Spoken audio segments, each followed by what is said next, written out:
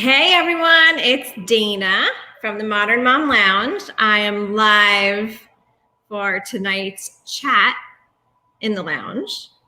I'm just going to kibitz for a little bit until some people start to log on. I'm so excited that you guys are here tonight. We are going to be speaking with a very special person, not only because she is my sister, but she also is HR executive. She's a career coach. I'll let her introduce herself, so I don't want to give away anything. But we're going to get some great information on tips to deal with our careers and COVID and all the stuff that's going on. It's been pretty quiet here. We're in our second week of digital learning, so it's been kind of quiet. Thankfully, no quips except for like some internet usage problems here and there, but it's been really good. The kids have been working well with it. If you guys are there, I would love for you to say hello. Hey, Nicole. Awesome. All right, I am going to bring Jami on. Thanks. She is super excited. Hold on one second. Let me grab her. Thank you guys for joining. If you're there, definitely say hi. I am going to now go into chatting in the lounge with Jami Delaney. So here we are. Hi. Hi. So we are here tonight with Jami Delaney. She is a HR executive and career coach. I'm going to let her give the proper introduction. But in the meantime, while you're there listening, I would love for you to comment what your dream career is. And it could be something that you're already doing, or it's something that you dream to do. So let's put it out there. And Jami, take it away. All right. So thanks, Dana. As Dana introduced me with what my career is, but most importantly, I'm a mom first, and I'm a mom of 3 teenagers. Well, one's almost a teenager. So I have a beautiful daughter, senior in high school. We just started our hybrid model of learning this week. My son, Dylan, is 15. So we have a sophomore in high school. And then my baby, but he's not quite a baby anymore, he's in 7th grade, is Brady. So that's my most important job, although they all feel as heavy and important along the way, but I could not start with that. So I'm really excited to be here. Dana and I, for any of you that have joined us at the launch or last week, really started to work on a collaboration in the new Modern Mom Lounge and what this could be, which gives me this amazing opportunity to see her and work with her and strategize every week. So I'm super excited. And hope to be in the future giving more career advice and helping all of us figure out, how we balance everything that's so important to us, because that is the journey that we're all on. And I've been on quite a career journey. So I'm going to give you a little bit of background that's not COVID related, but I think paints the picture of what careers can be and how we balance and navigate as moms. I started my career in retail. As a buyer at Lord & Taylor in their training program. And I had a really successful career being a merchant, and I loved it. And then I decided to transition to another role for another large retailer, Macy's, which I spent 20 years building my career and trying different things out. But I also took a break. So there was a point in time where it was really a bit of a challenge for me to navigate being a mom and being in a marriage and trying to figure everything out and having 3 little kids under 5 and how was I going to do this? And I took a break from my career and decided I wanted to reevaluate. But I kept connected and networked to all the people that I worked with. And so when I was ready to go back to work full time, it was a much easier transition for me.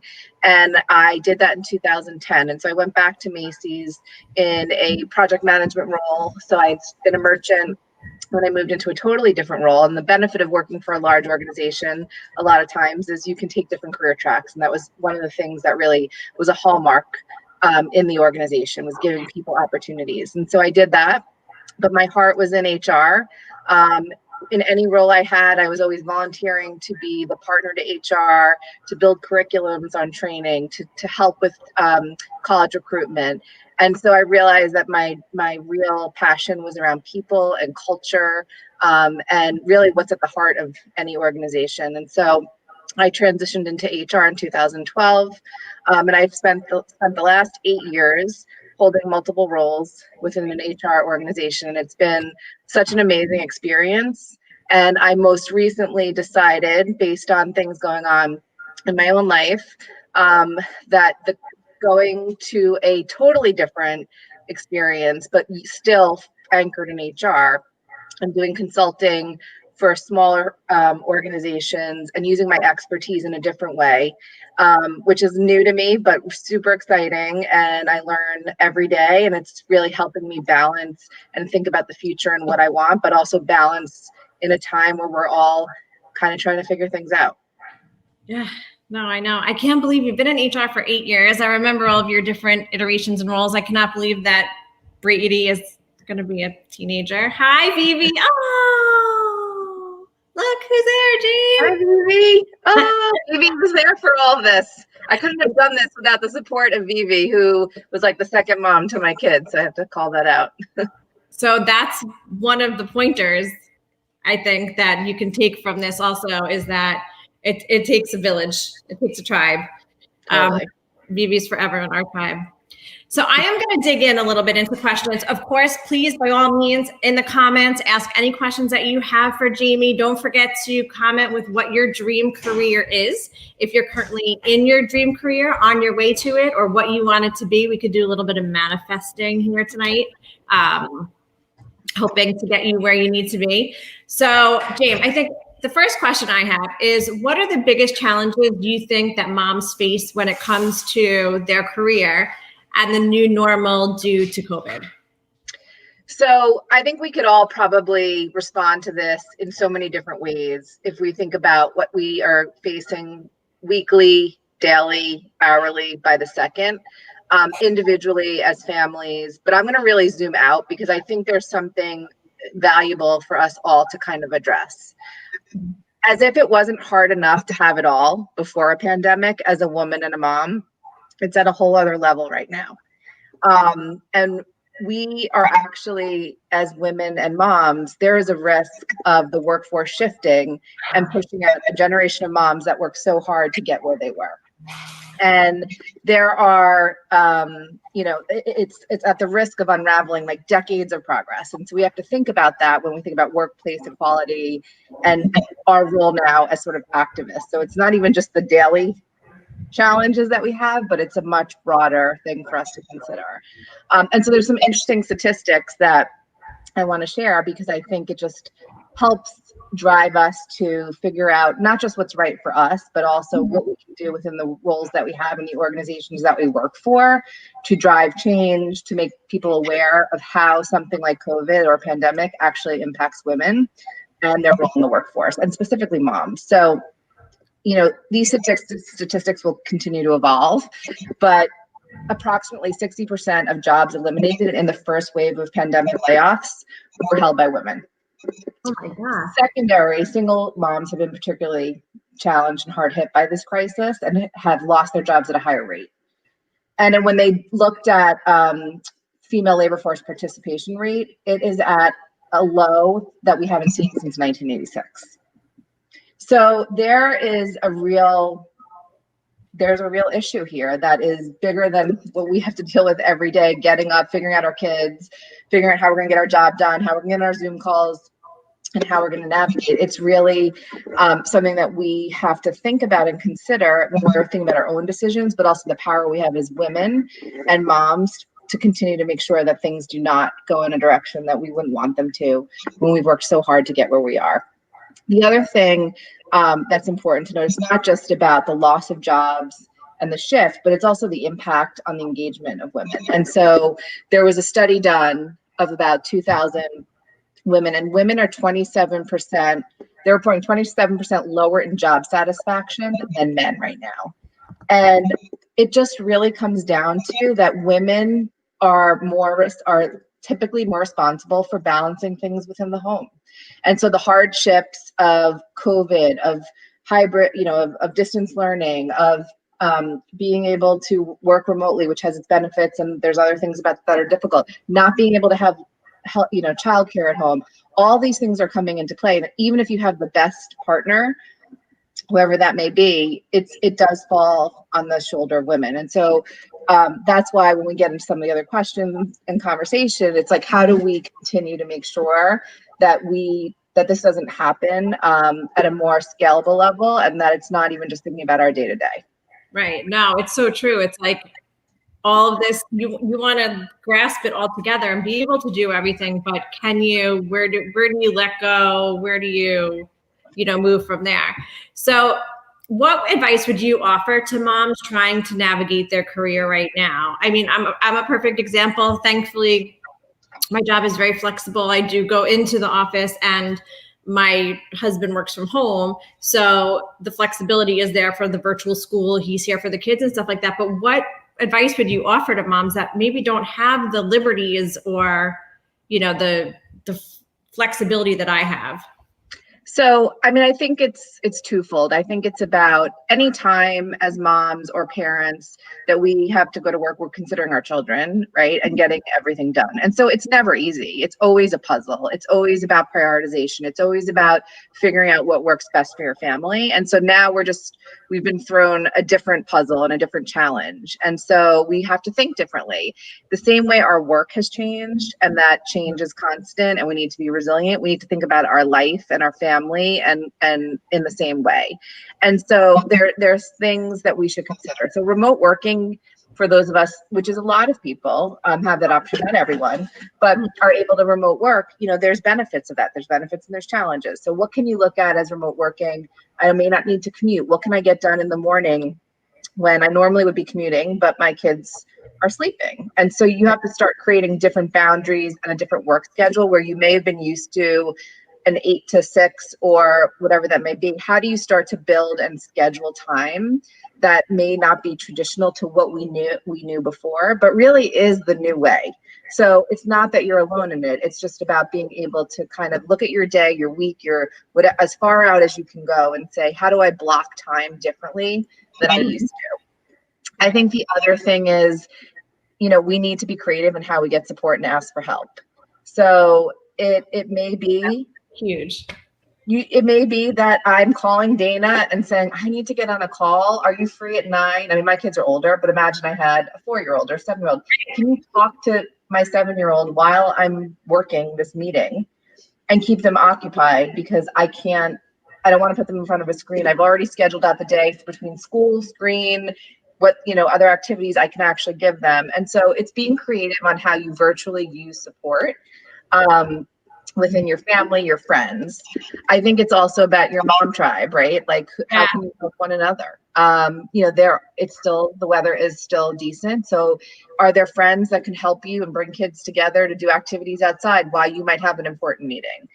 I think the other thing is we also need to have a voice. So anytime there's anything that's workplace and culture conflict, and there's so many examples of that. There's diversity and inclusion. There's working moms. There's balance. There's a million ways, but this has always existed. So how do we find our voice with our organizations and our bosses to say, how are we going to make this work? Because everyone's dealing with this battle right now, and organizations are trying to figure it out. They know it's not perfect. They know the demands are different, and so most organizations are always thinking about culture.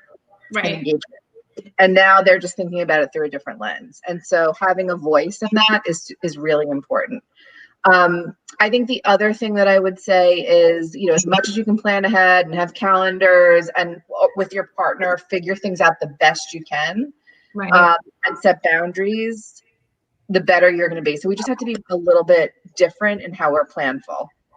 So like more structured. I mean, not like rigid. I mean, obviously the world changed in overnight kind of per se. So you have to just flow with it, but just be a little bit more flexible, but structure yourself. And also, of course, in between all of those different sharing times with moms and kids and stuff like that, and work calls and stuff, I'm the biggest proponent of self-care. So you have to Okay. right? Tips for how to work-life balance, but yes. Okay, so my next question is, what are some tips that can help moms support their kids through the distance and hybrid learning? I have, for example, my oldest one, Nathan, no problem. I don't worry at all. He gets on, I mean, it upsets me that he's there 8 hours in front of the screen, but he gets on, he does what he needs to do. I don't have to worry about him doing his homework. The little one, who's not little, but his attention span, I don't want to do it, or I could just, look, I could open a tab and go play games. Like, how do you, it's another responsibility. You become a teacher as a mom. Yeah. I mean, there's two parts. It's like the younger the kids are, it's probably more about teaching. And that was like really hard when the pandemic first happened, because no parents were prepared for that, whether you worked or you didn't work. Now there's a little more structure around the teaching, meaning I think schools are trying to figure it out. So it's about helping your kids stay focused and know that just because I'm sitting in front of a computer at home doesn't mean that I don't have a schedule. So it's actually setting the same discipline with them that you're setting with yourself and your partner, if you have one, on how we're going to run our life and our household. Like, especially if you think about Gabriel and his age, he can sit down and look at a calendar and you're like, this is what you're doing. And maybe at the end of the day, we're going to debrief and talk about it. Or, you have a break to go to him and say, I know you're in between classes right now. It's just being more aware, where before we knew they got to school and things kind of flowed. Right. Whether it's you or Rich, just sitting and being, we have to just be more involved in a different way than we were before. But we also have to not take away from the fact that our kids can do more than we typically think. No hovering. We've hovered, we've taken care of everything. This is a time for them that actually is probably really positive in a developmental way, about independence and resilience, that also helps support us in our careers and the things we're trying to do, and not feel the guilt around, to think I'm giving them an opportunity. And I've seen it happen in my first week of school with my kids. It's like, Ryan's a senior, I'm busy and I'm working. And I said, can you run to the small grocery store? We need like 3 things. She said, we need food. Can I do a big shop for us? And so I wouldn't want her to have that responsibility. But now I'm like, okay, she's done with her homework and she can do it. So yes, I'm going to let her do it. Whereas before, I would always feel that responsibility was on me. So if you think about your kids and giving them it's different responsibilities and more responsibilities, and their time is spent differently. They're not technically, in most cases, playing team sports the same way they were. They're not having play dates. So they actually have more time to help you in the household if they're older than we probably would expect of them before. And especially when they offer to do it too. It's almost like you have to. So Lucy said that like her boss puts a camera in his son's room so that he can see the screen and the iPad, and he can log in from work and check in on him. Yeah. Yeah. It's like, what are the different ways we can be the parents we want to be?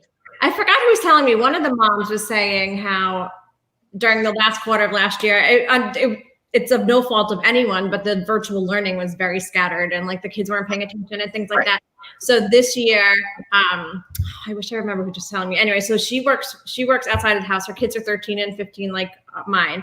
And she's like, okay, there's a camera over there. You need to sit at the kitchen table. And if I ever turn on the app and you're not there, you're in trouble. So it kind of like, I mean, you do what you have to do, but it's setting accountability in a different way. They're used to being accountable to their teachers in a different way. And so now it's about accountability to you, and understanding that we're all trying to navigate this. I'm trying to navigate it so I can do my job. You're trying to navigate it so you can do your education and schooling and your social life and whatever that is. Like, we're kind of all in the same boat.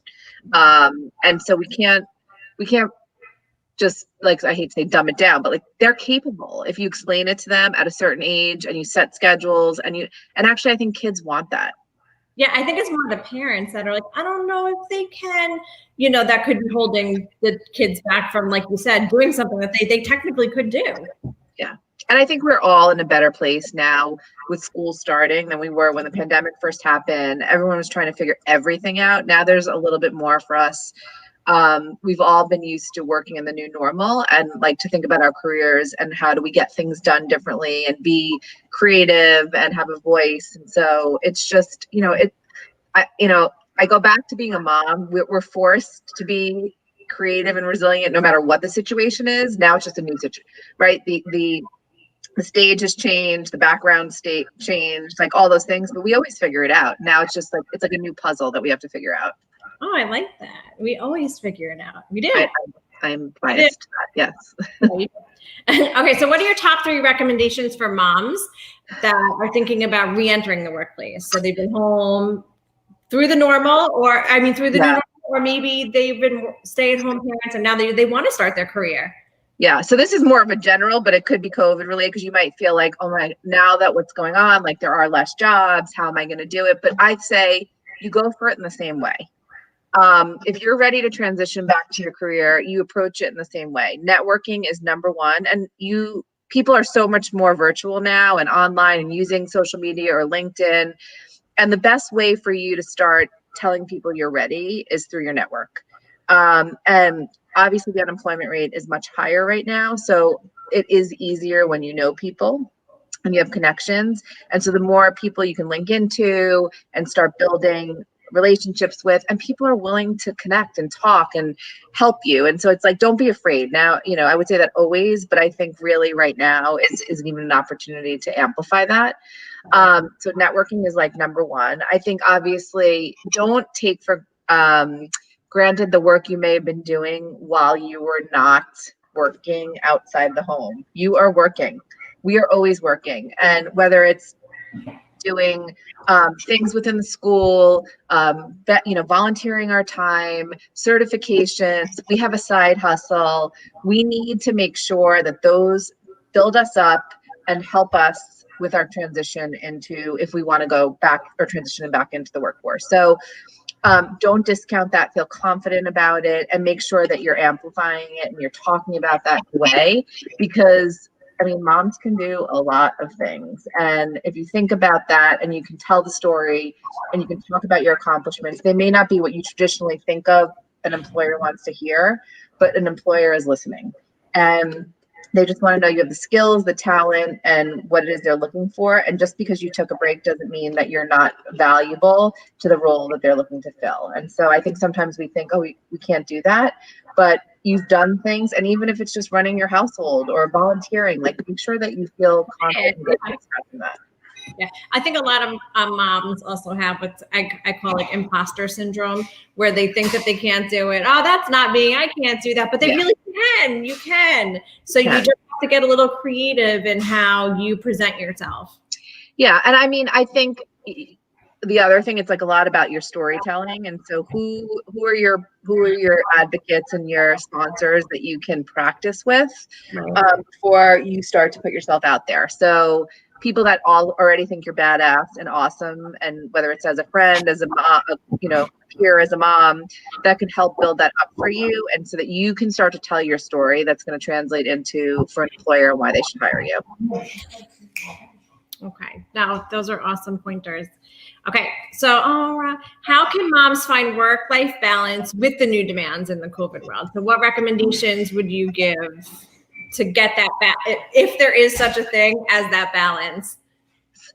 It's funny because I don't even think it's a different world in that respect. It's like, it's the idea that we have to start with ourselves. And I think the struggle for moms is like being kind to ourselves first. We put everybody else first and, front and center. The truth is, when you're on a plane and we're talking about safety as a parent, or even say, put your oxygen mask on first, and then you take care, right? And so it's the same idea. How do you feed yourself and give you the things you need? Because you will be a better parent, a better partner, a better friend.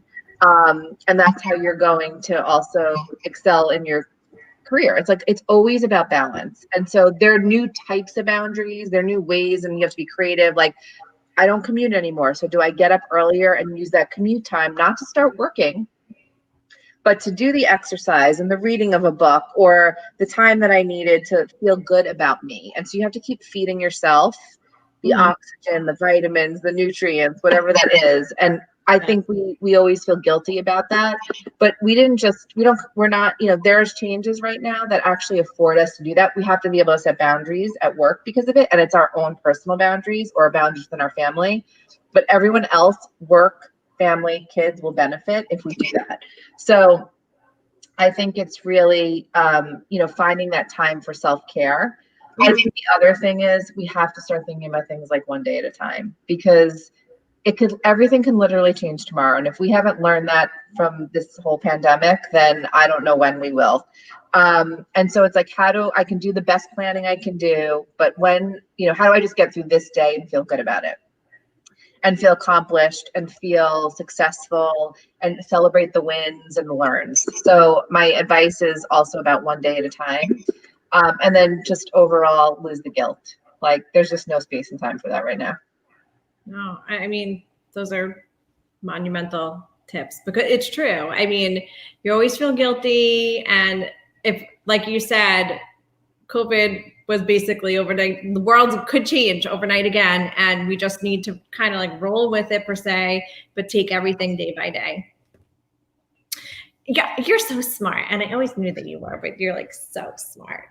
No, I love it. So if anyone has any questions, please feel free to leave them in the comments. If we can't get to them tonight, because I cannot believe it's already 7:26. So this has been a great conversation, Jami. Thank you so much. Like, I feel like I could breathe a little bit better. I didn't know if we were going to fill the whole time, but we don't have enough. I'm gonna still do the speed questions because I think they're so much fun. So we're going to do a speed round of questions just so that people can get to know you a little bit more, and then from your background and your experience, which is immense. So coffee or tea? Coffee, never tea. Red or white wine? I used to like red, but it gives me headaches, so I'm white all the time now. Okay. What's your favorite flower? My favorite flower is sunflowers. My second is hydrangea. Oh, nice. So if you are not you're not coaching people in their careers or doing anything that's HR related consulting, then what are you doing? It's going to be twofold. If I'm not driving someone, and now, I mean, we do have some sports happening right now, at least for the boys. So if I'm not driving to all over the state of Connecticut to sports, what I like to do is I love like Pinteresting and decorating and being like do it yourself and creative. And I love entertaining. So it's like kind of bringing that all together. That's like my outlet, doing flower arrangements or, just trying to bring the balance into the world. Yes, and she's an amazing brunch organizer. I still love that brunch you had. Everything. She's so creative. Okay, what's your favorite quote? So my favorite quote, which was my high school yearbook quote and has never changed and will never change, is life's a journey and not a destination. And it's my anchor, and it's what gets me through, because nothing is ever finite. And if I had this plan, it was going to change anyway. And so it has been true in all different phases of my life. And it keeps me excited and optimistic. Keeps you looking forward to what's going to happen next. Okay, so do you have a favorite book or author? So I thought about this question. I was like, oh God, I'm so embarrassed. So up until the pandemic, I worked 60 hours a week and I commuted 4 hours a day. And instead of using my downtime of commute to listen to a podcast or read a book, I did work. And it was always like, I need to use this time. And then it was the pandemic and things have changed and I should have more time. So I still haven't been I haven't committed to that in the way that I want to, but I will say, so I listen to books on tape. So I don't have time for podcasts right now. A hybrid of podcasts. Yeah. So if I have a slot calendar of all things I'm doing, and if it's time to walk and listen, it's like walk, book. The book, my author that I'm loving right now and I just love is Brene Brown. And I love Simon Sinek. And so both, it's more about self-help and our own evolution. I spend less time. I don't have as much time to read, but it's definitely less about kind of getting lost and more about what can I do as a leader, as someone trying to grow myself or help others. In my podcast queue, because I actually have one, is Tim Ferriss, who I've listened to a few times, and The Moth, which I have not, but Jenny, one of my really good friends, is always like, that is so good. So I have a queue of podcasts. Now I just need to start finding time to listen. And the Trader Joe's one that you sent me. Oh my gosh. Yes. But I haven't listened to it. It's just in my queue. I'll start with your why, Nicole just said. That's so funny. Yeah. So that's when we met Simon Sinek, sorry, every time. He's so cute. We were all wearing glasses. Cute. We were like, I'll have to post that picture. Yes, I will. I'll post an approved picture. In the event. I know today I got a text message. Jamie's so busy. She is literally so busy, but I got a text message. Can we change that Instagram picture? I'm like, Jamie, you look gorgeous. I love that picture of us. No, another one. I'm like, oh my gosh, seriously? Yeah, the Simon experience was most rewarding because he asked if Dana was older than me. Oh, I went along with it too. That was awesome. But yes, the Trader Joe's podcast is awesome. Not to take away from what Jamie was saying, if you are a Trader Joe's fan, I've learned so much about how the business is run, as well as what products I'm going to be getting next time I go shopping. So it's kind of both things. So there is a giveaway tonight, which is super special because I want to win it, but I'm friends and family, so I don't know if I can. You get one for free, Dane. So I would love, Jamie, you want to explain what the giveaway is for this evening? So one of the things that I get great joy out of is career coaching people, whether you're in a role that you want, whether you're thinking about going back to work. I know it can be overwhelming. Where do I start? How do I figure this out? So I would love to give away my time and 30 minutes to learn about you and hear what your career goals are and help you start to shape a plan around being able to achieve those goals. That is awesome. So in order to enter to win the giveaway, there's going to be 24 hours. So tomorrow at 7:30, we're going to be picking a very lucky winner.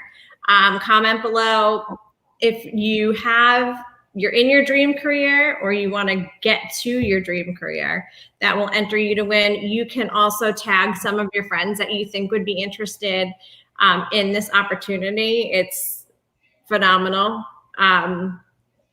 I'm really lucky and grateful that I have such a smart sister. You're biased. Guides me. I'm not biased. Even if please, everyone that meets you, look, Nicole's like, bet you for a second, and she's like, you're my best friend. Fabulous coach, I swear by her. See? But so enter to win. We would love for it. Thank you guys so much for joining us tonight. I hope you gained a lot of information.